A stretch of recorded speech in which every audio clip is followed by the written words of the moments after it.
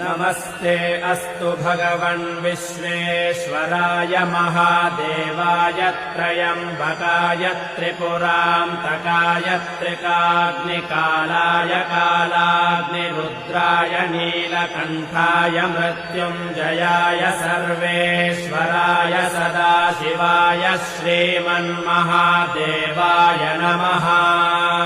करचरणकृतं वा कायजं कर्मजं वा श्रवणनयनजं वा मानसं वापराधम् विहितं वा सर्वमेतत्क्षमस्व। जय जय करुणाब्दे श्रीमहादेव शम्भो।